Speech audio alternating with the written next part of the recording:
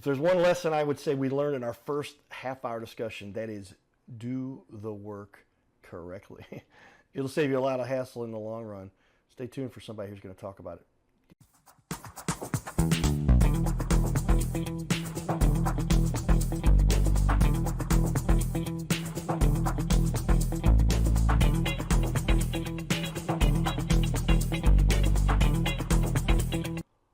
Welcome back, everyone. This is the Your Little Castle Show. Ryan Schulz in the building. 15 plus years doing this. Started his own company, knew he could do it better. And if you look at the work and the results and the reviews and the BBB and everything he's done, that has been proven to be true.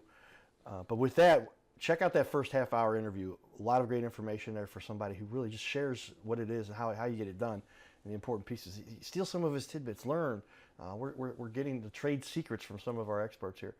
But with that, one of my favorite questions we're starting off the show here with is, what is the biggest mistake that a homeowner who's building makes when they're getting a project like this put in place? Mm-hmm. The biggest mistake that we talked about a little bit earlier, but is more of the planning side on the front end. Okay. So design and planning. So like understanding the whole scope of work, understand their taste is a big thing. Like that, Okay. That's a tough one. Oh, wow, yeah. Yeah, so you really got to pull that out of them during the process. But you want to make sure that all that stuff's lined up. And because during the process of the actual build, if it's not what they want, then they want to change stuff. And they don't like a lot of times people don't understand that those changes cost a lot of money and a lot of time on the project. Ties it the way I think we started with the intro was get it done the first time, because so often, yeah, because when you're talking about you have to pull things out, I didn't realize that. We haven't talked about that before. We're over 500 shows we've done now. Half an hour sitting down with somebody, but I don't think we've ever mentioned, yeah, you better get the taste of that particular, the styles they like in particular, because if you're doing something they don't like, planning you talked about, that's right. Where the money's at. Yeah, if it's a wrong tile and putting tile in and half it's done, I mean putting tile in it's a very expensive cost, and like you want to make sure everything's laid out beforehand. Tile, roofing, siding, interior, exterior, colors, skylights, you name it. Right. If you don't get all those done, boy, people want to make those changes, they do get very expensive. So make sure that is one mistake that you do not make. You mentioned this earlier, residential, commercial, you said about 30, 70. And what do you like about each, and what makes each of those a challenge or something that you enjoy? Yeah, the on the residential side, we're really helping out that homeowner and getting them, their dream project done. It is a lot more emotional on that side piece, because sometimes they're living there, so that's always makes it difficult. So we try to, again, it comes back to the communication piece, because trying to make them feel as comfortable as they can, because like sometimes we're ripping out entire first floor kitchen and everything, they can't use it for the next 4 to 6 months. And when we're doing that stuff, so we have to work with them and making sure they're as comfortable as they can be on that piece.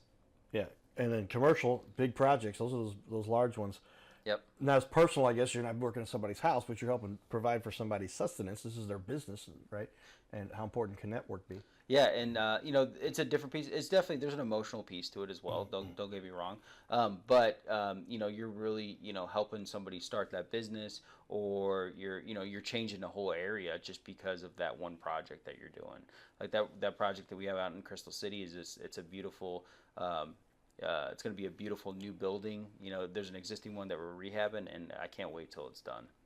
Yeah, when you're putting together buildings for businesses, this is heavy stuff, and you've got I guess it depends on the size of the project, but which takes more time to plan? Are you taking a little longer with commercial, or I guess there's just different. Yep. Depends what you're doing. Yeah, so commercial does usually take a little bit more planning on the front end.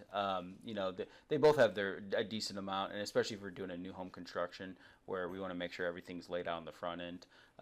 But yeah, on that commercial, like we're putting in a full commercial kitchen, a teaching kitchen.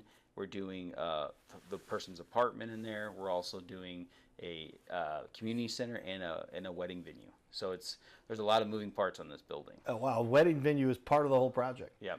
Yes. So they'll be able to banquets and the entire Yep. post-party celebration and have a wedding. I mean, gosh, and so but they're going to have a residence there too. So you've got everything from. You get everything. residential to commercial, all built into one commercial project. Yep. And the owner of that, she's fantastic, and she loves that area, and she wants to make an impact, and she's doing it. Okay, yeah. Crystal City, if everybody's familiar, just down Highway, is that 55? Yep, a little just bit down south. 55, yeah. Yeah, we played a little bit of Festus. We played Festus a little bit before. Baseball, back in the day, they beat us, everybody, and that keep us from going to state championship. But I did get scouted there, and that's where my future manager said, "Yeah, we want you." But Festus is a beautiful part of St. Louis. And what's that, 25 minutes, 30 minutes from downtown? Yeah, it's crazy how much Festus is booming, and yeah, it's great for the area, and yeah, Crystal City now is going to be the next big boom out there. Okay, right there, Richardson Road, just a little bit further south, and there's the whole L.A. Lower Arnold area. I grew up in Fenton, not too far from there, and yeah, it's booming. St. Charles out west, that down south, and St. Louis is really at it. Let me ask you real quickly, sidetrack, and it ties to this next question, but St. Louis is, as a market for construction, great value here. A lot of times people talk about how the houses, you go out to the East Coast or the West Coast, you're talking 2,000 square foot house is $1 million. Correct. Here, 2,000 square foot house is 350. Yep. Yeah. So there's affordable living here still, which is really nice. And then what's really awesome about St. Louis is we have such different types of construction here. So you got, like Soulard, all brick area. Then you go out into the county and you're seeing more traditional build homes and stuff. So you get that really different, eclectic kind of feel in St. Louis, where you go to some cities and you just have the same type of build. They're just stucco homes in Arizona, and that's it, right? So here we have really unique builds, which it helps us out a lot because we have to know how to do all the different type of remodeling, which we do, and we can get it to the to the finish line. Yeah, some of the houses in St. Louis are close to 200 years old, and the old plaster and lath, and your plaster's a lot to work with, but in some of your older homes, you reconstruct that, or do you replace it with drywall but keep the old eclectic? But yeah, you've got some old architecture downtown, and St. Louis has got a wide variance. I hadn't thought of it that way, but that's true. Yeah, we do. We've done a decent amount of historical renovations in the city, trying to bring that back to life. And it's very difficult because you got to try to find stuff that was like how it looked back then. But we got a good team to do that. So. Yeah, well, the history and a little bit of research these days, the interwebs, you can get to a lot of that stuff. But yeah, so then the St. Louis market itself, you find it a good place to be a builder because what is the biggest benefit you have? Is it because you get such great value, or is it? Yeah. I mean, it's there's a lot of difficult projects because of those old buildings and different things where you need somebody that has pretty advanced knowledge to make sure it's done correctly. So that's where our niche is, and St. Louis fits that niche very, very well for our business. Yeah, in a city that's very old, so you get a little bit of everything, right. But you can build that architecture and go. I'm thinking about when I was a kid, Sportsman Park was not around. Busch Stadium 2, technically. Right. I think they renamed Sportsman to Busch and then built a new stadium. But just the difference between Busch 2 and Busch 3, tremendous. It's almost like they went retro back because they had a lot more brick in Busch 3, and now Busch 3 is 21 years old coming up here. Wow. And but it still looks great and all that. But the designs of these types of buildings are what is the biggest influence for some of these designs? Are we getting stuff from the French or the Germans, or where's this coming from? I think you're spot on with it. Being St. Louis, it's a French name and stuff, and I think we have you got the Hill too, which is you got Italian, right. you got a bunch of different types of cultures here, which is great, which you get a lot of different, looks as far as buildings go. And the cool thing about the Grove is the Grove area lets you build kind of a lot different than like Soulard too. So okay. Soulard's all red brick, which is beautiful as well. But then you also on the Grove, they kind of let you, be more, I would say, like artsy in it. So if you go down and see some of those buildings, they're just completely different than you would see in a different part of the city. Yeah, a lot of different color schemes and dynamic neon and all kinds of fun stuff. Yep. Like if you go down the Grove, they got the big sign of neon that you go into. We enter there, and there's so much fun stuff you get to see. I realize, yeah, if you break it down to French, Italian, right. German, and we got mixtures from all over the world, you really get to have a very diverse background here from all the different types of construction that you'll see. Tell me a time, you've obviously been in this for long enough, you've had many times where a client was kind of stuck. If you got a particular situation where somebody either got left with a construction situation, somebody else didn't do the job, or you had to step in, or tell me a time, you talked about that a little bit before, chucking a truck, sorry buddy, but somebody came in and didn't do the job, and you had to step in and say, hey, we'll take over here and fix this. Yeah, usually it happens I've seen it happen a couple times when they start demo. They'll probably finish demo, and then everything just stops.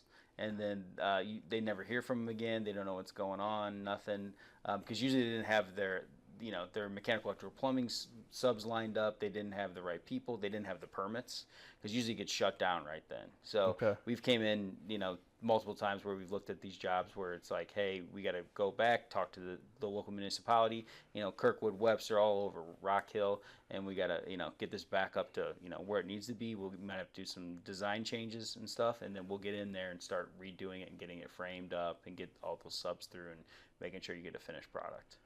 Yeah, I mean the codes that they've got, and they range a little bit, but they're all generally got stuff, and those codes are put in place for a reason, so you don't do the wrong type of plumbing or wrong type of electrical work. Correct. Could cause a lot of problem for somebody.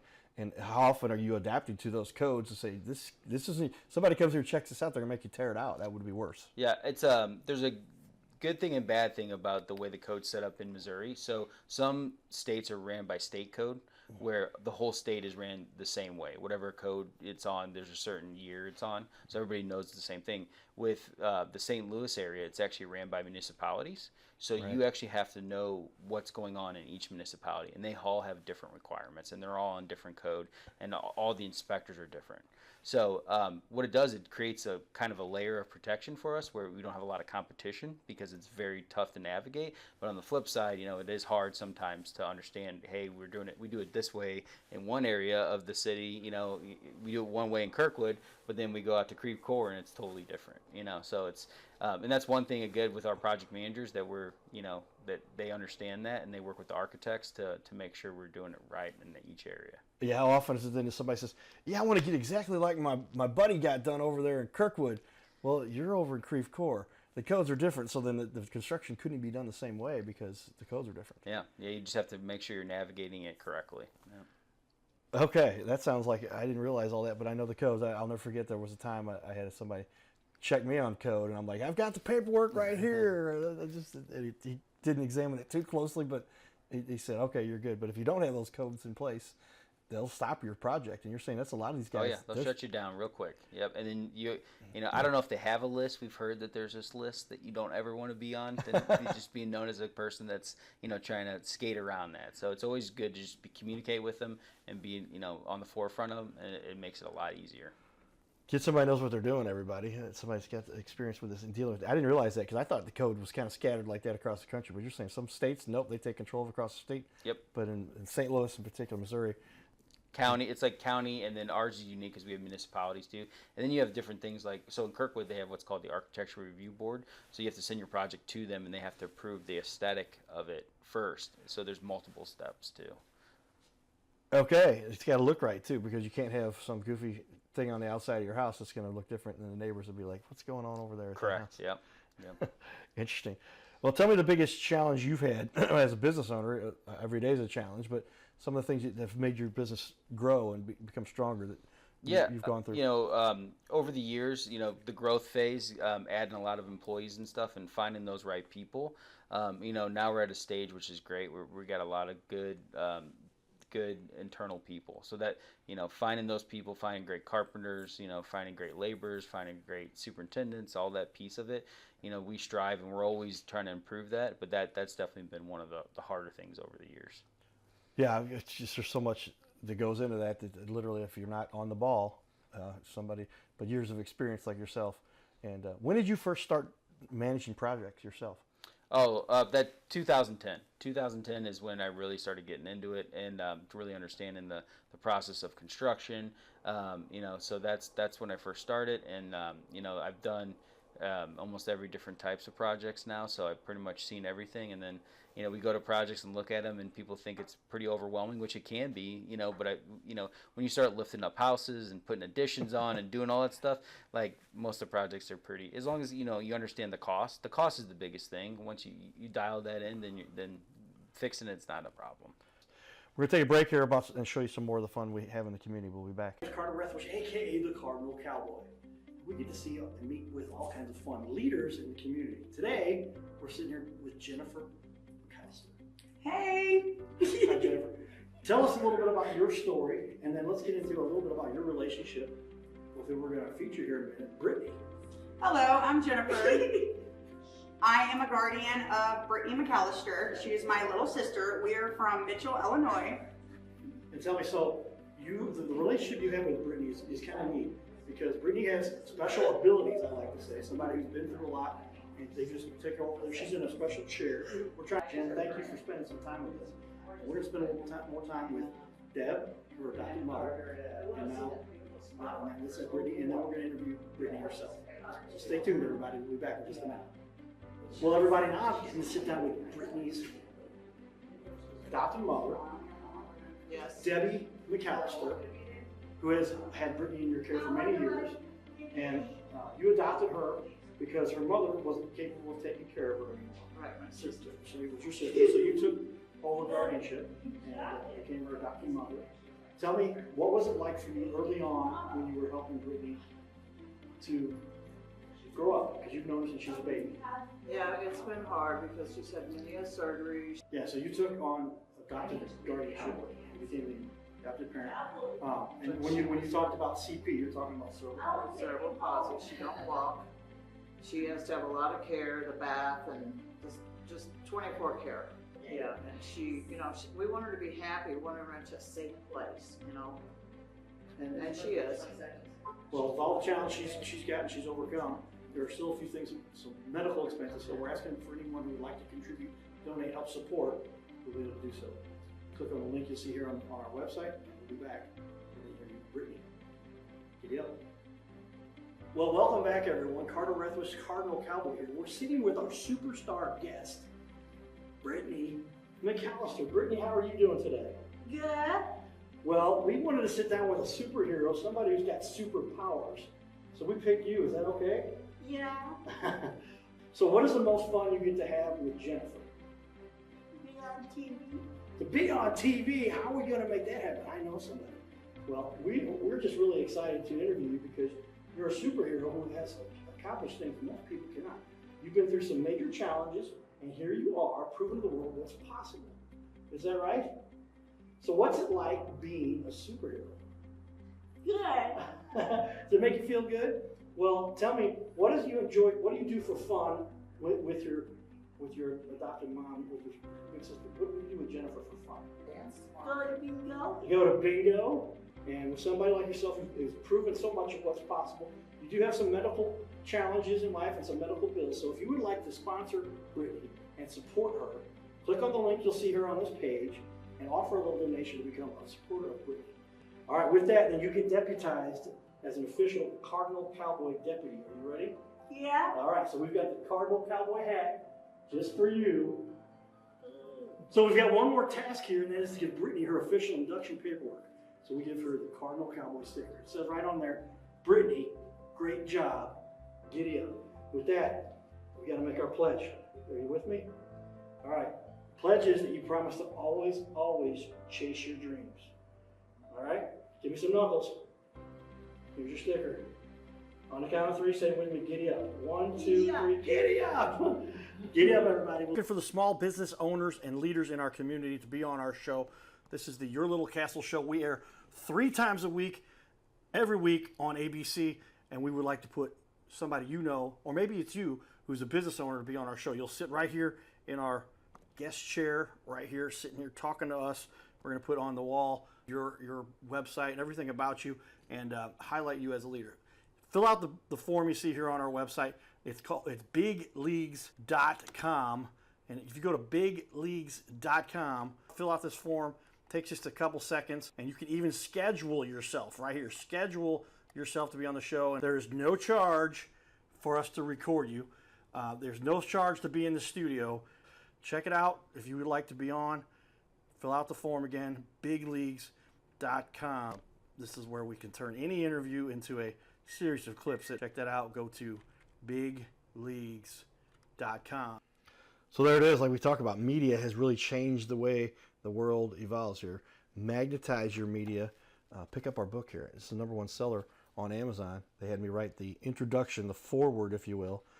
There it is, foreword. And then it's, of course, essentially wrote the first chapter, but they wanted my picture and make some fun out of it. But we could talk about how technology has changed the way the world operates. And somebody's born in that realm and seen the evolution from print and yellow pages and some radio and television, those things for the big guys. But now media has just made it where everybody needs to be out there. You've got the website, Facebook, BBB, everything, the whole internet. How has the game changed since you've been involved? Yeah, I mean, big time. You got to be on all platforms, and the reason why is one is just to build credibility, especially with what we're doing, because these customers need to know that we can get this project finished, and we're on all different platforms as far as ads, and we have our CRM system and our project management software and all that stuff set up, and that helps us perform these jobs a lot better. Yeah, technology has just changed the way. How often has it been within the space that you're in where the actual technology has changed within how you construct and how you build? Is everything now, because it used to be you gotta get your tape measure out, now you got the laser pointer. Yeah. How much has that changed? Yeah, there's a lot of those tools that our team needs, and that we want to make sure that they have them, that we're all doing it properly, because one, it makes them do a better job and a faster job, and a safer job. So that's 3 components that we want to make sure are all happening at the same time. There you have it. Yeah, and so I'm going to put up a quick blurb. But check out, they do have a great looking Facebook page, everybody. And if you navigate over here, you can see a lot of the work here as well. So are these some of the more recent jobs too? Yep, some of the more recent ones. We were working on a bunch of different stuff. We did some tenant fit out. There's that big job in Crystal City we're working on. We have additions. That is, we're doing a hair salon right now, build out. Right, they're working on some plumbing. That's the home we worked on with the 2,000 square foot addition, 3,000 square foot remodel. That's out in Crystal City. They had a big parade in front of it. So, okay. Yep. We let them, the owner put up the sign for the Go Hornets out there. So it's been Nice. great. Yep. That was a little trip that Pella took us on, Pella Windows. Nice. Okay, so that was a fun time. Yep. But yeah. That's a good addition on the house, and that's the thing, a big thing in Webster and Kirkwood and different areas like that. These houses, they want to stay in them, but a lot of them were smaller, and they want to just add a little extra room. They actually had a baby during it too. Oh, wow. Okay. Yeah. So yeah, they're adding on a whole corner to the house, right? And making these places like all kinds of ladders, and wow, there's some big looking rooms after you got there. I'm gonna put that one up on the wall for everybody to see, but. Beautiful work there. Got the double doors and everything. Yep. Okay, we'll come back to some of that if we get a little time at the end here. I got a couple of questions there for you, but that process we talked about a little bit. But give me some more about how the process actually is. If somebody wants to get started with you, go to the website. Is that the easiest way to get started? Yeah, go to the website. Our phone number us. is on there too. Our office phone number. Just reach out, and one of our business developers will contact you back, and we'll do a quick phone call to understand your project, and then we'll come out and walk the project with you. And we want to see where you're at in the project. Sometimes you have just some stuff written down on a napkin, which is perfectly fine. Sometimes you have some stuff that's already fully designed with architectural drawings, and we can give you a construction budget with that. We can do pre-construction, we can do design, we can do any of those elements to help you get where you're, that idea you're trying to do on your project. Well, you got some beautiful work there on your website that you guys have put up to us. So look, you go across the room here. We've got all kinds of millions of dollars of work that you can check out that Ryan and his team have put together. That really stands out, and it looks dynamite. Gosh, that looks way to go. But the process, once you've got that established and you've got the plans in place, then you say, here's our timeline then, essentially, right? Yep. So communicating with them to get that done. Yep, it goes from the business developer onto the project manager, and then what they'll do is put a master schedule together with you and make you understand how long this is approximately going to take. But, some things can change where, weather gets in the way. If we order certain products that you want, that might take longer to get. So we always want to be on top of that piece. Cabinets sometimes can take 6 to 12 weeks. So that's one of the ones on the front end that we want to make sure that we're getting the exact ones you want ordered and before we even start. Yeah, I know. My buddy of mine, that's what he helps businesses put together is the cabinets. He's a cabinet engineer, if you will, and they got these giant machines to produce these things. But yeah, that's a heck of a project. It's one of the more complicated things people are getting built. So you got to fit together and go into the corners right. And you got the measurements. Every house has got a unique size, and those are something that takes some planning as well. Yep. Yeah, there's a lot of moving parts behind it, and again, I know I keep reiterating myself, but the planning piece and having a good schedule is by far will determine how well that project goes. Yeah, well, What do they say? I'll sharpen the blade 7 times to make 1 cut. Yep. Said Abraham Lincoln, because you don't want to mess around with something like this, because you make the wrong cut. Now you're redoing a whole room, or you got a joist or something that came out, and you're going to impugn. Then the inspector will be coming through saying, redo it, tear it out. What is the biggest objection that people have? Is it always about price, or how do they? I mean, price is definitely a proponent of it, just because of how much some of these projects cost. A big one is just believing and understanding that we can get it to the finish line. You know, because like a lot of people have where, you know, the contractors never call them back, they never follow up. You know, it just ends, and then they're stuck with a half-done project, which we never want to put somebody in that situation. Yeah, you talked about so often they're going. You'll have people about little. They're like, we can't do this project, but you've been known to come in and do projects that a lot of people can't do. Correct. And Yeah, you'll we get them that done. call all the time. Going to look at one tomorrow already. Just somebody, you know, it's actually pretty easy one. Just some structural beams and stuff on there. But that's something we make sure we get a structural engineer to look at it and make sure everything is up to par. Then, you know, we get everything submitted to the local municipality and get the permits approved.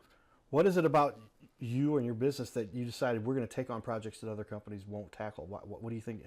Yeah, I just you there? one is enjoyment. You know, Okay. kind of seeing a big, you know, that construction piece of it. The other is, you know, we saw a niche there, because like there's not a lot of people that want to do that stuff and take the time. And you know, we bid on a lot of projects. You know we're not going to get them all. There's a lot of different reasons why, but you know, we'll keep going out there and meeting with those customers and going after that, just because, you know, there's just not a lot of, we need more of us there. You know, there's just not a lot of what we do.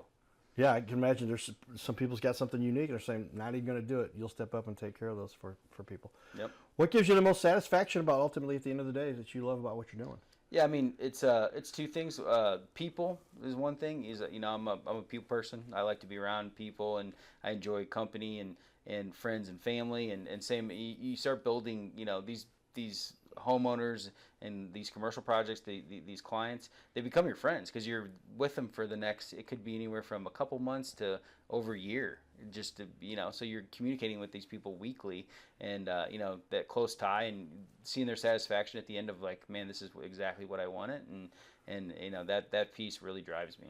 And then also, you know, the employees and building that good team, they're there, and they do way more, and like, it's just incredible what our employees do now. Yeah, it's kudos to you for running an organization. It's got so many people, so many moving parts, but developing those relationships and keeping everybody working together to make a successful project. For every homeowner wants their project to finish as best possible, and if there's any kind of thing that could go wrong, you're going to make sure to manage it, and personality and the skill set to do that. That's pretty cool. Yep. As we finish up here, we've got about 30 seconds left. Tell me, you do have a particular organization you enjoy working with that you support? Yeah, we're a big fan of, it's called Loaves and Fishes. They help the community a lot. They got a couple different locations here, but they really help people getting back on their feet. They help getting employment. They help with battered women. They have a big golf charity tournament as well. So, you know, we contribute, you know, funds to them, and, you know, reach out to them, and we help with, they do a food bank and everything like that. So they're great.